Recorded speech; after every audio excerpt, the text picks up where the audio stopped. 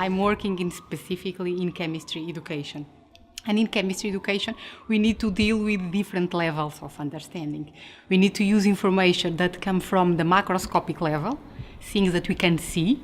By observation, we can have this information, but we need to work in the microscopic level as well. What is going on inside of the substances, inside of the materials? And for example, for young students, it's very difficult to understand what is going on in the microscopic level because they are not able to see. But when we can use, for example, simulations and animations, they can understand the process, we can model some products and make them to think like in abstract way. Okay, we have this inside of water, we have that inside of a piece of paper.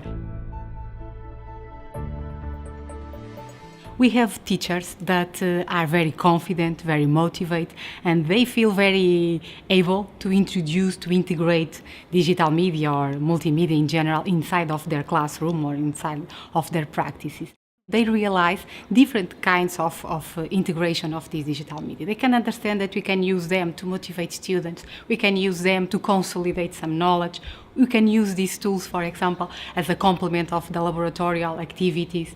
We can use them to make students understand the microscopic level of everything inside of science. But we have a second part or a second group. We have teachers that say, technology, it's a waste of time. I'm sorry to say this, but it's a waste of time. We have a big curriculum, we need to address a lot of concepts, a lot of topics, and to use technology, it's very difficult for me. Otherwise, I will not have enough time to finish everything that I need. Another point that is important to address is the some of the teachers are not very confident to use. Even though I recognize some advantage, I don't feel comfortable to use. And I'm talking more about online technologies. I'm really happy with this new approach, STEAM or STEM, but I need to go a little bit back because in science education, since a lot of time ago, we are trying to make strong connections among science, technology, society and the environment. And I think this STEAM is just a new way to put the things and to emphasize how art can be important in this connection. In the past, since the Renaissance, we have connections between science and between art. But I think the problem is we are not very aware about these connections. And we keep to put science in one box, arts in another box, maths or engineering in another one.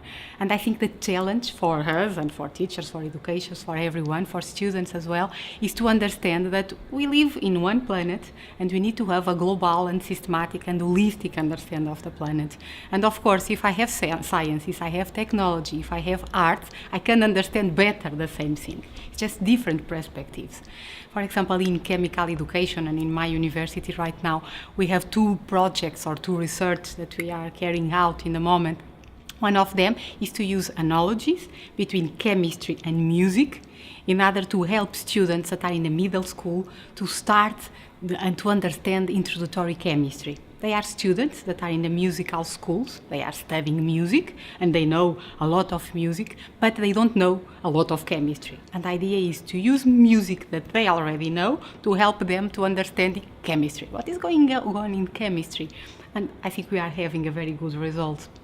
And another project that we had was to use poetry to help students to understand chemistry. And I think we need to catch this challenge, and the difficult can see how can I put everything together? How can I have a situation and how can I explore the situation, take into account all of these different perspectives?